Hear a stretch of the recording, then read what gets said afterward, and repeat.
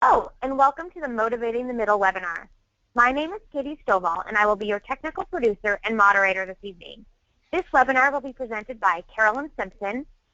She's going to be doing the Motivating the Middle based on the book by T.J. Sullivan. Before we get started, let's take a moment to ensure that you are familiar with the control panel. On the right side of your screen, you will see the attendee control panel, and on the left is the webinar. The control panel can be minimized or expanded by clicking on the horizontal double arrow button in the upper left-hand corner. Minimizing the panel allows for a better view of the presentation. First, we're going to go through some other features on the control panel. So have it open and take a look at it. We want to be familiar with the raise your hand functionality. This button is located along the left side of the control panel. It allows you to virtually raise your hand if you have a question or if you want to respond to a question being asked. Click this button to raise your hand now. Clicking again will lower your hand. Another important feature of the panel is the questions pane. To submit a question, type it into the questions box. These may be questions related to the presentation or technical questions related to the GoToWebinar system. You may also be asked by the presenter to type your ideas or responses here as part of an exercise during the webinar. Please send a quick note in your questions pane now. During the webinar, you may be asked to respond to a polling question or survey. Please take the time to participate as your ideas and input is valuable for the group. Be sure to stay attentive and to interact as much as possible during this webinar. The quality of your experience is dependent on your level of participation. Try to avoid the distraction of responding to email, checking Facebook, instant messaging, or working on other tasks. If you need to step away for a moment, do not close the GoToWebinar window, as you will be required to log in again if you wish to rejoin the session. If you experience problems with the audio, one possible solution is to use the conference call number and listen to the presentation using your phone. Click the Use Telephone option in the audio pane of your control panel to view the conference call number. This webinar is being recorded, and the online archive will be available to view on the CAPA website in approximately 2 weeks. At this point, I'm going to hand the microphone over to Carolyn and let her get started. Thanks, Katie. Good evening, everyone. I want to be sure we punched the start recording button. We did. Don't worry. Fabulous. Thank you. All right. Hi, everybody. I'm glad you are here. This webinar, hopefully you'll be able to take away some things that will help the women that you work with get those middle group of people a little more involved. And there's some characteristics for all those. And as Katie said, I didn't make this up. This is based on a book that if you're interested, you might get it and read it by a gentleman named T.J. Sullivan. He does a lot of Greek-related work. And so we'll start with the first slide. So we'll look tonight at kind of 3 areas. The characteristics of the thirds that we can divide our chapters into, and then some thoughts about how to motivate that middle third, and then we'll do some sharing at the end. We're going to discuss, like I just said, the characteristics of the top, the middle, and the bottom thirds. So let's first examine the top third members. So the characteristics of the top third of members in every chapter, these are some of the things. They will do most of the work. They are the busy, visible people. They're also student leaders. People recognize them. People recognize them on campus. John's a Delt, Carrie's in student government, Darnell plays football, Susie's a Kappa. They will have an opinion about the direction of the organization. They will exert their influence and social capital to affect the direction of their organization. And they feel like the success or failure of the organization reflects on them personally. So they're very, very invested in the organization. They care about new members. They are the people who wear the t-shirts. They put strong effort into the fundraising activities. They can be very competitive when the success of the group is online. You see that sometimes in philanthropies and in recruitment and in Greek Week, those kinds of things. They get very excited when the group does well, and they get very frustrated when it does not do well. They care about the group's campus image. They wish everyone would take the organization more seriously. They want fellow members to be motivated and to like each other and to work well together. They love certain aspects of the organization, and they see the potential that it has, and they devote a large amount of time to its activities. They also see the shortcomings and earnestly strive to find the fixes. They attend leadership conferences. These are your leaders. These are most often the people who are on chapter council, the people who serve on the big committees like standards and recruitment. They take on committee jobs. They do the philanthropy. These are the people that pretty much everyone in the chapter will know. So now let's look at oh wait, there's a poll. Sorry about that. I'm going to launch this, so Carolyn, if you'll kind of run us through what we're going to be answering. Right, and so what I want you to do is just give us a quick idea of, do you think that probably approximately a third of your members fall into this top category? Yes or no, or not sure? All right, I've opened the poll, so if you guys can go ahead and select the answer that you think. We'll just leave it open for a few seconds. All right, I'm going to go ahead and close the poll. Carolyn, we have about 50% of our audience feels that yes, they can identify these members. Good. About a third who say no, and about 20% aren't sure. Okay.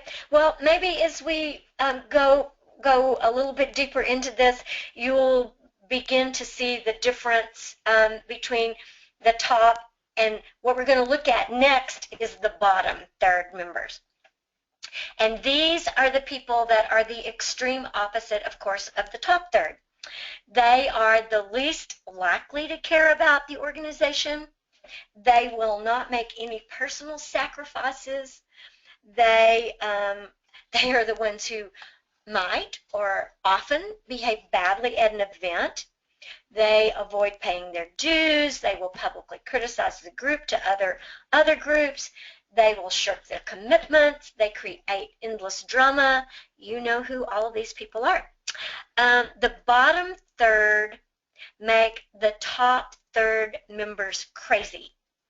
While the top third members go above and beyond in making enormous personal investments of time and energy to build the organization up, the bottom third seems to miss no opportunity to just rip it down. They don't show up to things. I think we can, yeah, go to the next one. Yeah, they don't show up to things, or when they come, they have a bad attitude, or they only come do the fun stuff. They don't come to meetings. They don't do service events. They'll sign up, but as there's a saying in my family, they bail or they'll get a better deal, and so they won't fulfill their commitment. They are technically members, but they really never engage with the group.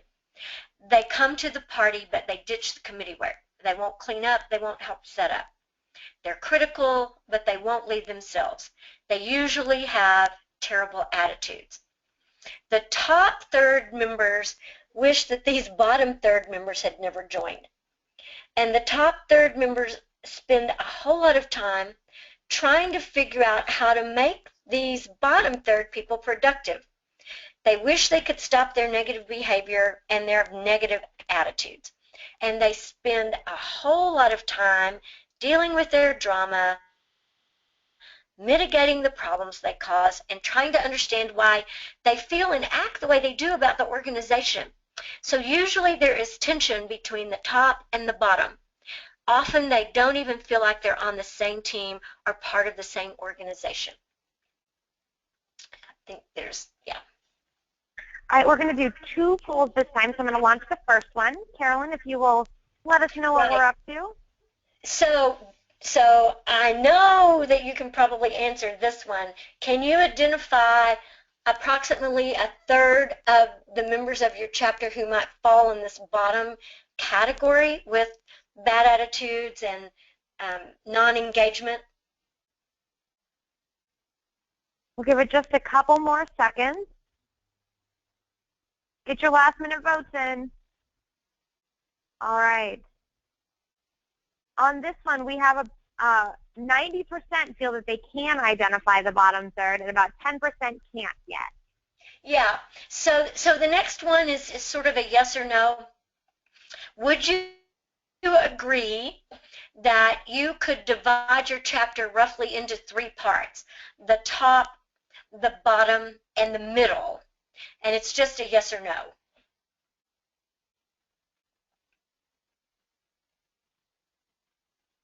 Hope we've almost got everyone. Just a few more seconds.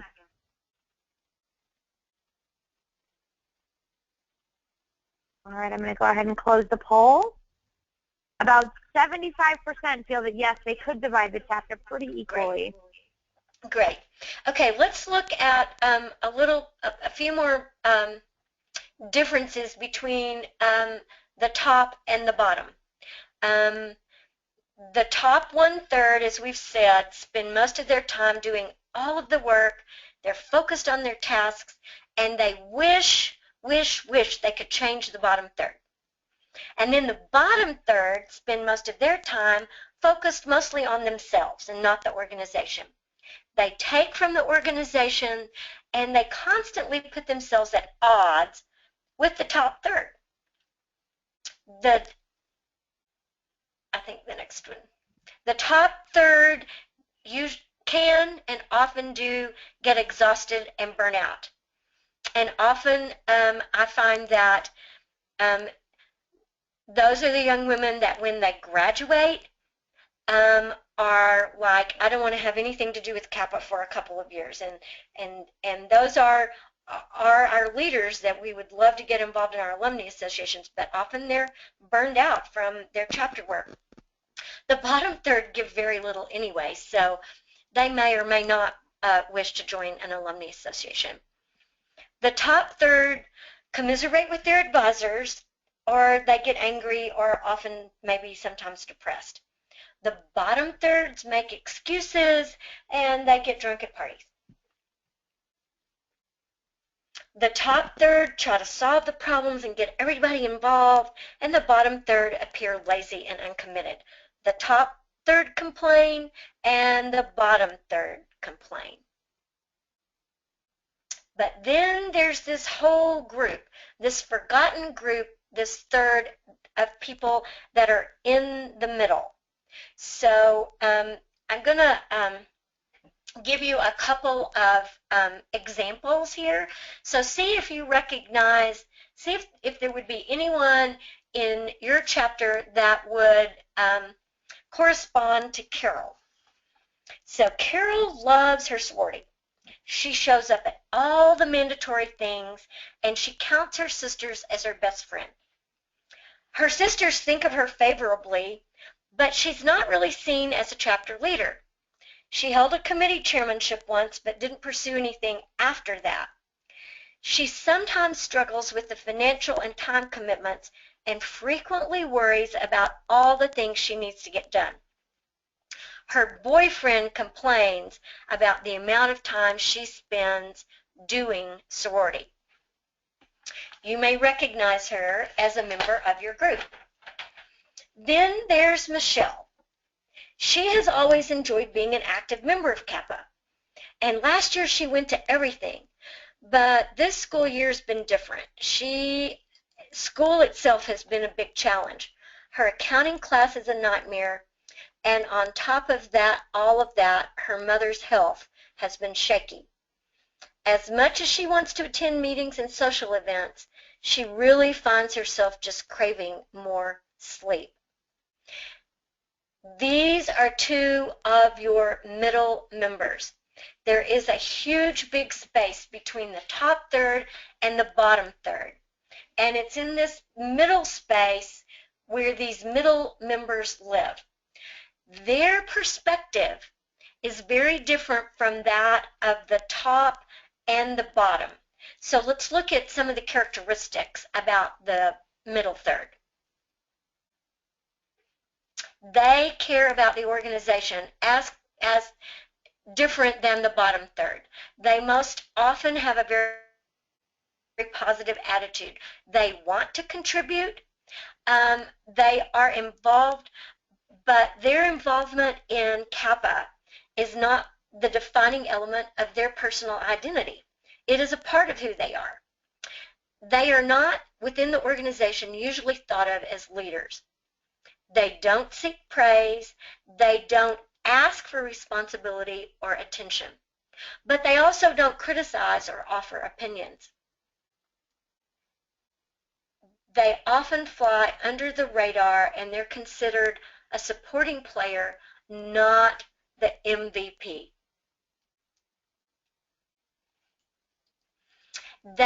These middle members simply want to be involved in a way that fits with their lives and their demands. They are the ones that most often will have a job, a relationship, a challenging academic situation, or even another group of close friends. They could be part of an athletic group, or they could be on the Pom Squad, or they could be in the band, or some other university group that they have good relations with. Because they are not the first to step up, they are not typically thought of as leaders. And as I said, they don't seek praise, and they don't seek responsibility. These members have many, many things going on in their lives, and often those things don't mesh seamlessly. They have to choose between their priorities. They are the jugglers in your organization. And some of them juggle their priorities better than others. They don't volunteer if the description of the activity or job is vague. So that's one thing to think about. When you're asking a middle member to do something, the description of the activity needs to be very clear. How long will it take?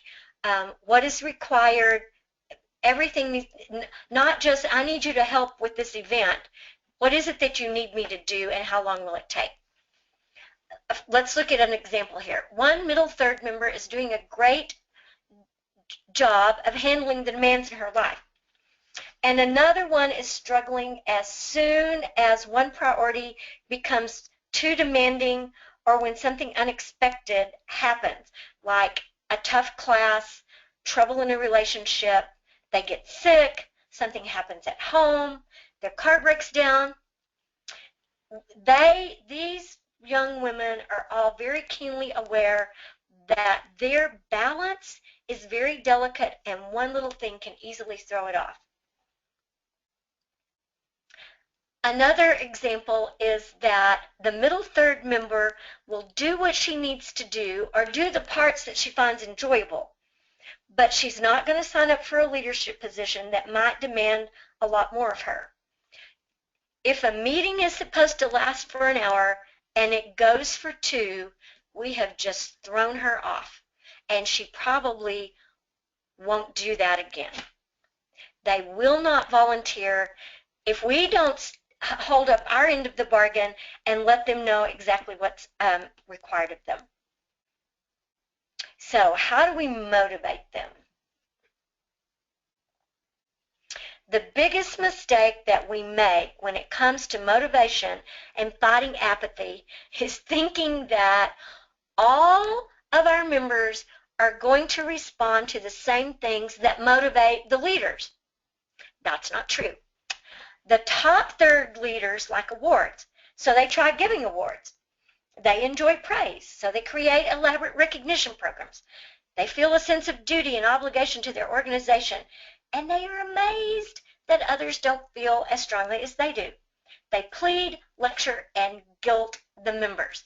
They just don't understand why people don't want it as badly as they do. And then they wonder, what are we doing wrong? But they forget that 2/3 of the organization sees it differently than they do. These other 2/3 of the members are not motivated by the same things that motivate these leaders. Middle members care about the organization, but they worry. They worry about their leadership abilities, about not being able to handle the priorities in their lives. So what can we do to help motivate these middle third members who are good members, who have lots of great ideas and who want to be a part? So one of the things we can do is that we can ask their opinion, but don't ask them to do anything else. So you start the conversation by saying, Susie, I want to pick your brain about this topic. Don't worry, I'm not going to ask you to take on any additional responsibilities. I just value your opinion.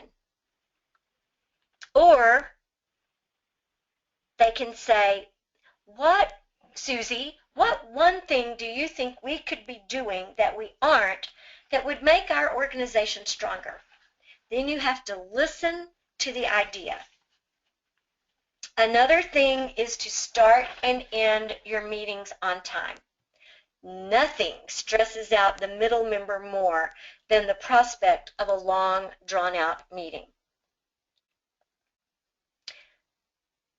So this poll is going to ask if your chapter, does your chapter council, do you regularly seek input and opinions from the members about issues or events?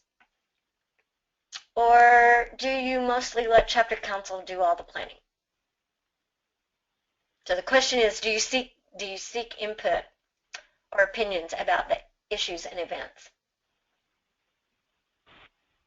I only have about, okay, we're getting almost all of them in. Here they go. We'll give it just a couple more seconds if you haven't gotten your vote in. And I hope I wasn't too confusing. All right, I'm going to close the poll. So, Carolyn, about 63% said that, yes, they do seek input from other members. That's great. That's very good. And one of the best places to do that is in committee meetings.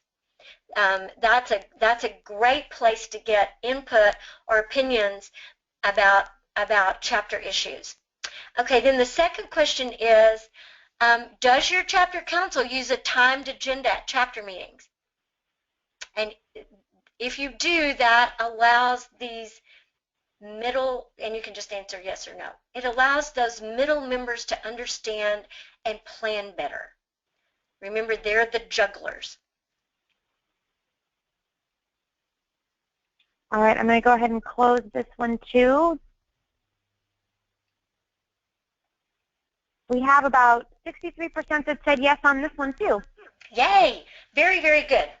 And those of you who are not using timed agendas, talk with your PDC about how you might be able to help your chapter council implement that, because that would be a fabulous thing for chapter meeting, because then everybody knows sort of what to expect. So some more ideas. We know that the middle third, they really hate the mandatory events. So creating some sort of system where the members have more choices and the ability to skip things that they don't really enjoy or like, or doesn't fit with their time schedule, then that will increase their commitment to the organization. And keeping conflict to a minimum within the organization will really, really help engage the middle members. So all the time that we spend talking about and working with those bottom third members is actually time we could be focusing on the middle third members. So we spend a lot of time scolding the bottom third when we could be praising and connecting with the middle third. And eventually what I'm going to tell you is just sort of ignore the bottom third, actually, and spend more time with this middle third. Let the middle third member lead on the things she likes to do. So find out what they get excited about, and then see if she's willing to give it a try. And usually it'll be a smaller task, but that's okay. We need lots of people doing smaller tasks. Always thank them for participating. They really, really like the praise. And then if you know them well enough, offer to assist with some of the other things that are going on in their lives. You know, are they struggling with molecular biology? Can we find a tutor or somebody to help her? You know, is she struggling getting to work, or whatever it might be? That's what sisters do. We offer to help each other when we're stressed.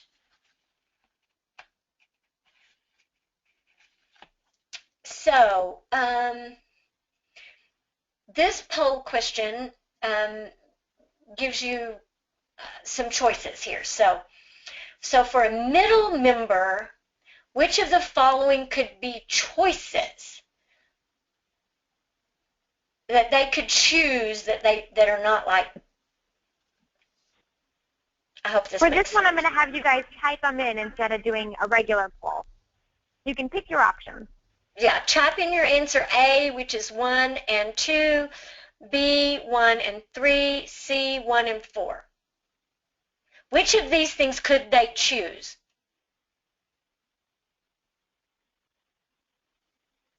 We've had a whole bunch of responses come in. I'm getting a lot of B, Carolyn. B would be correct. Participating in initiation and recruitment are two of the mandatory things that we have as members. But attending someone else's someone else's philanthropy event, or going to a date party, that could be a choice. So maybe you get to choose one or not the other, however your chapter might set it up. So I'm going to stop just a minute. Are there any questions so far where we are? If you have a question, don't forget to type it in. So we'll look at a few more strategies for the middle third members. Give them a meaningful but supporting role. For an example, could be you could go to Susie and you could say, the treasurer could use some assistance. Would you be willing to step in for a few days and help her get caught up? Okay.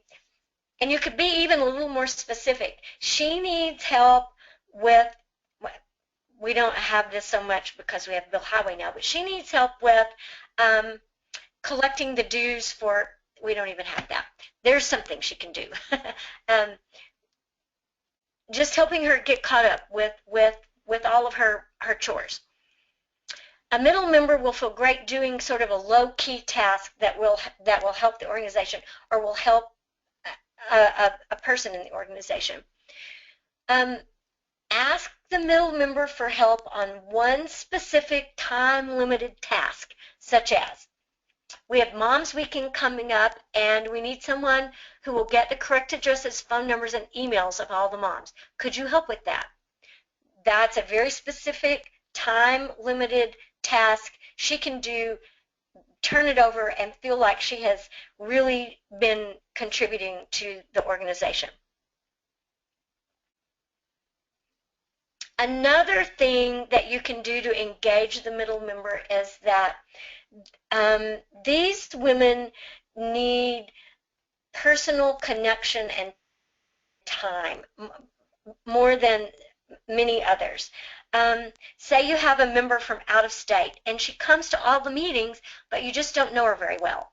Offer to go to coffee with her, or take her to lunch, or just sit down and visit with her. Another thing for middle members is that they very often don't do things real quickly. So slow down a bit on decisions. If all the decisions are made by chapter council and none are made by the chapter themselves, then the middle members don't feel like they're contributing. They have to have some time to process. So between the origination of an idea and the final decision, you should reach out to the middle third for their suggestions. They want to be a part of the organization and they want to feel like they're contributing. But you can't expect them to support the ideas in the organizations if just your leaders are dominating the process and they're the only ones talking. So a chapter council idea, and you might could take this back to your chapter council. The council then maybe could identify a particular issue in the chapter and then target excuse me, the behaviors and the opinions of those who fall in the middle of this particular topic. For example, could you improve attendance by appealing to those who attend most but not all of the time?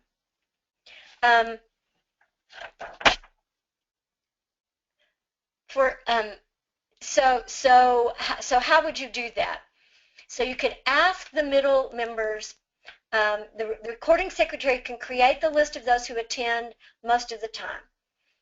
Then make the meeting meaningful by giving those members something to vote on, something to do. You could include incentives and just actually ask them, what makes you come to the meeting and what are we doing right and what do we need to do to improve?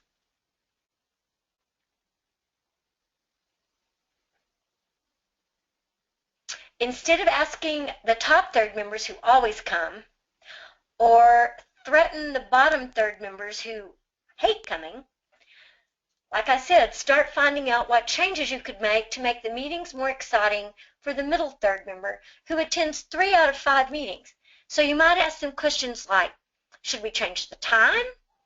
Do we need to have more substantive topics? Do we need to have more educational kinds of things? Do we need more organization to the meeting? What is it that will make you attend and keep you coming? So this poll question says, do you use incentives and fun activities in chapter meeting to increase attendance?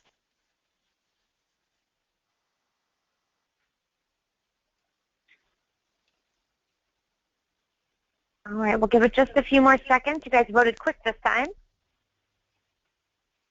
And I'm going to bet it's a high percentage. It is. About 89% said yes. Good, good, good, good. So the second question then, do you regularly ask your members what it would take for them to attend events and meetings?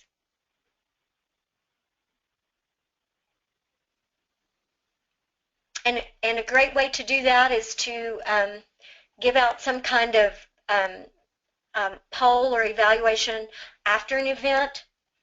What worked, what didn't work? Do we like this? Do we need to change it? All right, so we have about 63% that said yes. Yeah, that's great. Just evaluating kind of what happens after events and meetings, and I mean, if you've had a particular meeting with a program, or you've asked everybody, it's Halloween, you've asked everybody to dress up for the meeting, or you have some theme, asking the members, in particular the middle members, because they're the ones who will be there, what worked and what didn't work will go a very, very long way with them. Okay, so conventional wisdom says that you should focus on the bottom third, because those are the ones we need to get involved. But if you really want to create a positive culture change in the chapter and build value around, say, higher grades, you would focus on the middle group. That bottom third member who's pulling a 1.2 is pretty unlikely probably to pull a 3.0 the next semester. But that middle third member with a 2.7 just might be able to achieve a 3.0 with some encouragement and some incentives.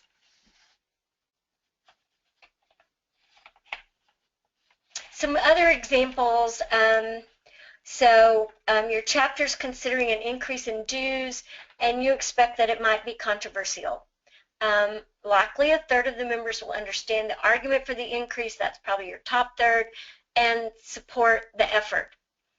And likely a certain percentage of your members will be against the increase. This is the bottom third, and they don't want to pay any more money because they don't think what's going on is very good anyway. But the vote will be won or lost with the middle third people. They will listen, as we said before, they take some time to make a decision. They'll form opinions. They'll listen to the arguments. You may have to win them over, you might have to negotiate a change or implement a schedule to allocate money to new items in the budget. You will need to take the conversation to them and listen for their ideas and allay their fears.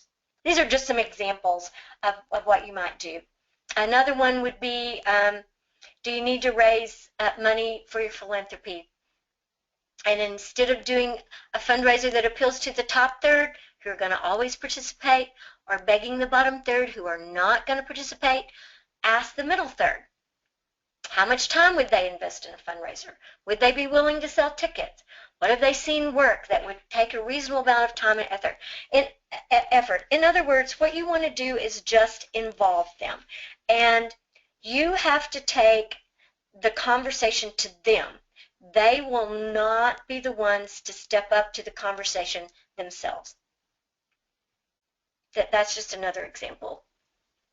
Hey, Carolyn, we have a quick question. Yes.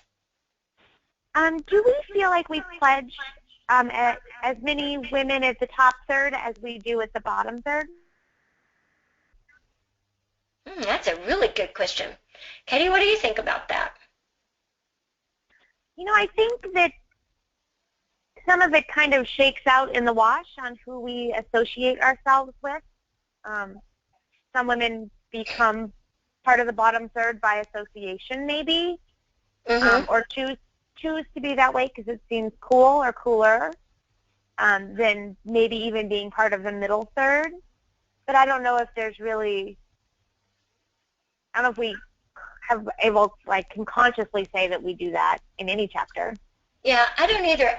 I do think, just having observed this for a number of years here, I do think that what happens as when these young women get to college, that many of them, even if they had been strong leaders in their high schools, many of them float to that middle group for a variety of reasons. But number one, there's just more demands on your time. You know, you don't have mom or dad to do your laundry or have your meals ready, or you know, you have to take on so much more yourself. I think a lot of people float to that middle, and then sort of once they're there, again, it's easy to just sort of stay there and stay below that radar and, oh, I'm kind of interested in this, I might volunteer to help with that, but the rest of it, they just sort of float along. And we have to we have to take the conversation, the ideas, the asking to them. They most likely will not step up themselves. I have another question, or we can move on if you want. No, go ahead. How can you excel if 1/3 are at the bottom? I agree that this is an ongoing challenge in most groups, but we are excelling as Kappas. Well, so the question is, how do we determine if we have 1/3 at the bottom? Or how do we keep being successful if we know we have 1/3 at the bottom? I think, well, I mean, I think it's a little bit. I think it's a little bit relative. In some chapters, you're 1/3.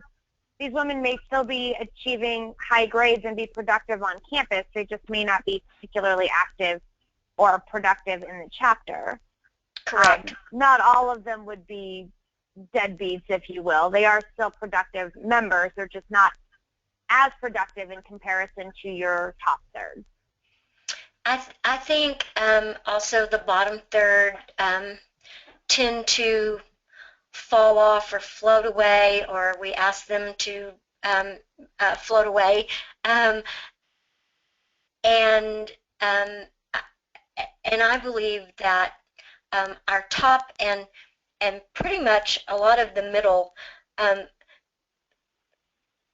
are high achievers. They excel above and beyond, and so very often that will make the chapter look really, really well, even though they've got some people kind of not pulling their weight at the bottom, whether that be, by behavior or attendance or dues or engagement, whatever it might be. Our top women are very top. I agree. All right, I'm going to move us forward. Great. So, some final thoughts about the bottom third. So, do we just ignore them and sort of let them get away without contributing? And the answer is, yeah, pretty much yes. It really comes down to a matter of purpose. Our mission as leaders and advisors is to advance the mission of the chapter and to serve the members and to move the group forward. We can't accomplish this by spending all of our time concentrating on a group of people who demonstrate weak commitment or who engage in harmful behavior, who disrespect the organization. We deal with the bottom third by setting minimum standards, and then you have to hold them to those minimum standards. And Kappa has those minimum standards. Grades, attendance, finances, behavior. You have to attend recruitment. You have to attend initiation. You all as advisors know what those minimum standards are. And we have to hold the bottom third to the minimum standards because we have to hold everyone to the standards. But once they've met the minimum standard, I would say to your top third, give it up. Give it up and focus on those middle people, those people who are coming and attending and acting right, and see how we can, it's like taking the chapter from good to great. And those middle people are the ones who are going to push you over the top to be great. They've got to be the push there for the top third to get all the way over to the great side, if that makes any sense at all. Well, I just told you. So the minimum standards of Kappa. Well, do you want us to do the poll, Carolyn, since you already gave away the answer? I gave away the answer, but it's pretty much A.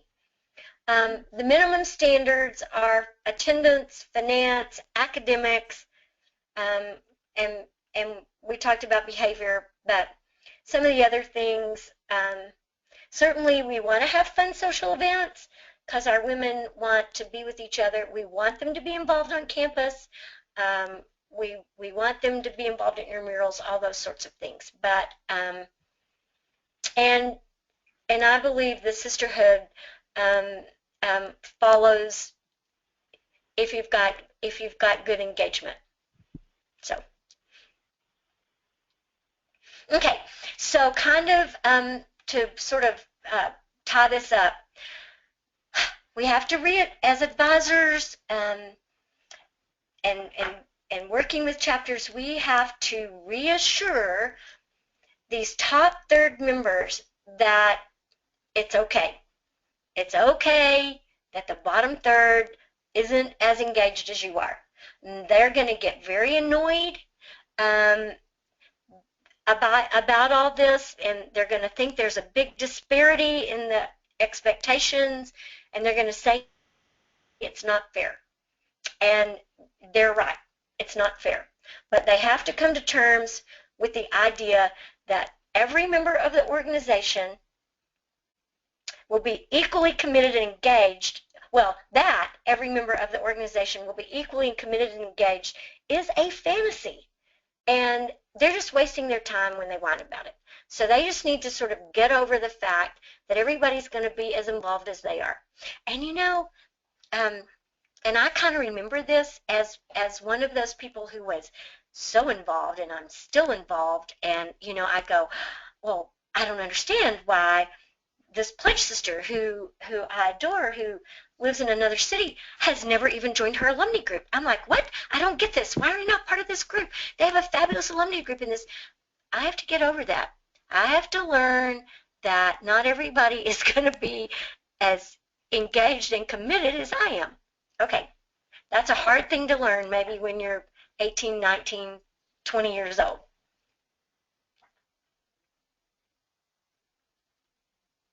So finally, in a healthy organization, the hardest working members are also going to get the extra benefits. They are going to have self-satisfaction, they're going to have deeper relationships and experiences, and they're going to have a sense of contribution that is going to finally outweigh everything that those less committed members experience. Being very involved is going to give those top third members great self-satisfaction. So that's kind of the benefit from working hard. So I guess my question here is, do you feel after hearing this webinar, do you feel a little more comfortable trying this strategy, maybe with a particular topic with your chapter? All right, the votes are coming in. So far, we have 100% that say yes, they feel more comfortable. Thank you. All right, let's close it. And really and truly, so the challenge would be take one issue that your chapter's experiencing, and then no, you're good. And then try this strategy for the rest of the semester.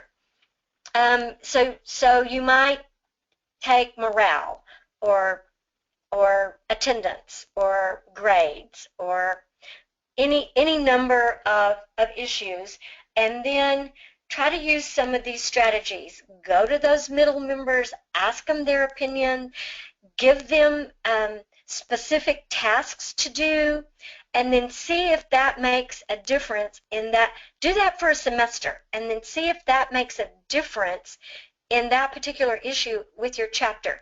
You'll have to get your chapter council to buy in. Sometimes it's hard for chapter council officers to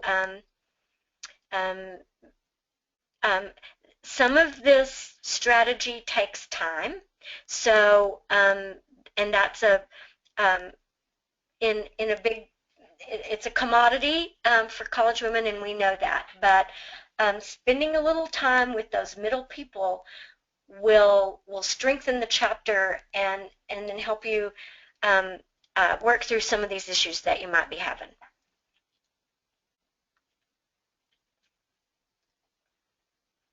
So Awesome. if you use any of these strategies, let me know, and I will put them in the file, and we'll, if it's okay with you, use your successes and failures in future presentations. Awesome. Thank you so much, Carolyn. I don't have any additional questions right now, so I think we can go ahead and wrap up. Thank you, everyone, for joining us tonight. We really appreciate your time and effort, and are so grateful that you take time out of your busy lives to be a part of our chapters and be an advisor. There will be, when you close out, a survey that's going to pop up. If you would just take a few minutes to fill it out, we'd really appreciate it. It helps us shape our future training events. Carolyn, again, thank you, and everyone have a great evening. And thanks, Katie, for being the producer. Thanks, everyone. Good night.